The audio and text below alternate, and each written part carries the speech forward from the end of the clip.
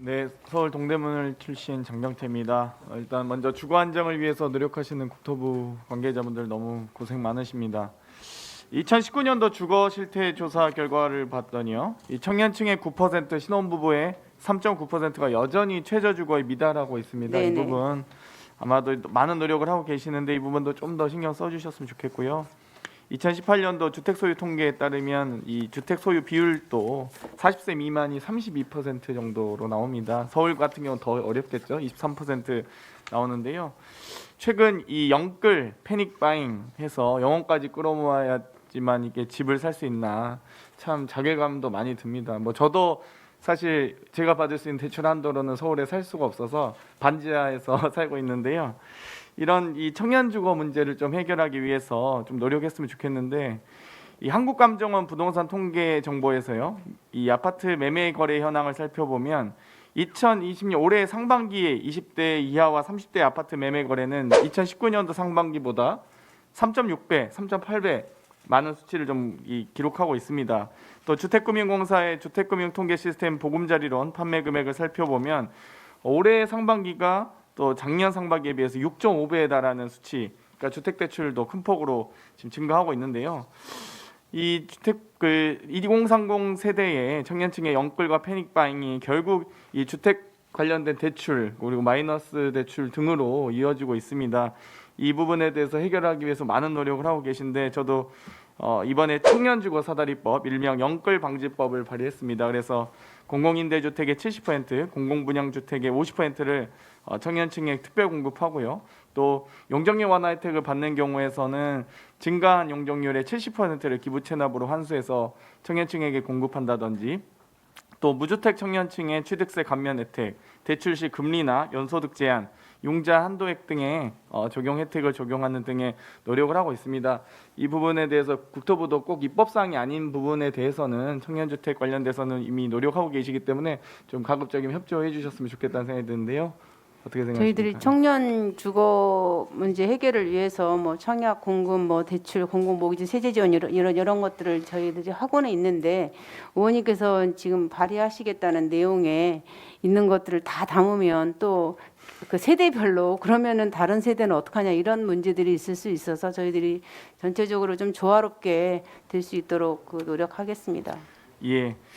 이 다자녀 특공 있습니다. 지금 네네. 이제 3자녀 이렇게 되는데요. 2자녀만 해도 이제는 뭐 사실상 애국자라는 얘기가 들리고, 또 신혼부부 특공을 받았어도 이 자녀들 때문에 이제 사실 업그레이드를 원하시는 분들도 많이 있어서 다자녀 특공에 대해서 한 해 정도 더 기회를 부여하는 등의 이 노력도 좀 필요하다고 생각을 합니다. 또 이 85제곱미터 초과 면적에 대해서도 아직까지도 60제곱미터 이하로 좀 많이 또 신청하고 있기 때문에 우리 저출생 문제를 어쨌든 해결하기 위해서는 보다 좀 더 넓은 공간, 혹은 또 그런 부분들에 대해서 또 아이를 낳으면서 좀 더 넓은 공간이 필요한 분들에게 한 번 더 특공의 기회도 부여할 수 있는 방법이 좀 있다고 보여지는데요. 혹시 어떻게 생각하십니까? 아까 이제 그 여러 계층에 이제 조화롭게 반영돼야 된다 이런 말씀을 드렸고, 저희가 공공 분양주택의 경우에 과거에는 60제곱미터 밑으로 했었는데 이번에 3기 신도시 할 때부터는 60에서부터 8호까지의 를 새로 신설해서 이제 공급하기로 했습니다. 그리고 공공 임대에 있어서도 8호제곱미터까지 하는 중산층 임대를 도입하기로 하는 등 청년이나 다자녀 가구들이 조금 더 주거의 편의를 얻을 수 있도록 제도 개선을 해나가고 앞으로 더 노력하겠습니다. 예, 감사합니다. 이번에 제가 이 최백은 이 교수님께 연구 영역을 의뢰해서요, 이 한국판 양적 완화에 대한 연구 보고서를 좀 만들어-봤습니다. 이 소위 계속 이 부동산에 대한 이 소위 우리가 부동산 정상화가 무엇인가, 또 안정화가 무엇인가에 대한 고민과 이 정리가 좀 더 필요한 것 같습니다. 이 집을 자꾸 이 사는 것으로 간주하는 게 아니라 사는 곳이 돼야 된다 이렇게 생각을 하는데요. 한국형 양적 완화의 얘기는 주요 개념은 그렇습니다. 실거주 조건으로 서민형 1주택을 보유하는 가구가 처분을 원할 경우에 주택금융공사 이를 인수해서 장기 공공임대로 전환해 주는 등의 내용을 담고 있습니다. 꼭 한번 검토해 주셨으면 좋겠고요. 네, 그렇게 하겠습니다. 예, 이 택배 근무자들, 네네. 예, 정말 너무 저는 예고된 사고는 살인이다라는 생각을 계속 가지고 있습니다. 이 얼마 전 10월 8일에 또 한 분이 이 사망 사건이 일어났는데요. 국토부에서도 물론 이 차관님께서도 그 두 번의 권고안 등을 말씀하시고 또 얼마 전에도 정말 생물법 관련된 입법 관련돼서도 노력을 많이 해주셨습니다만 또 이렇게 사고가 나니까 좀 너무나 자괴감이 듭니다. 그래서 이 택배 노동자에 대해서 사업자라고 생각하시진 않으시죠? 당연히.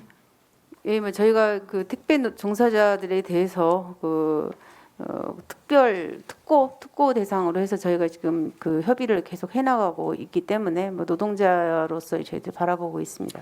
네, 중앙노동위원회 결정도 그렇고요. 네네. 법원도 4번이나 이 노동자의 지위를 확인한 바 있습니다. 네네. 그럼에도 불구하고 아직까지도 택배 회사들은 개인 사업자로 간주해서 이 정책들을 진행하고 있고요.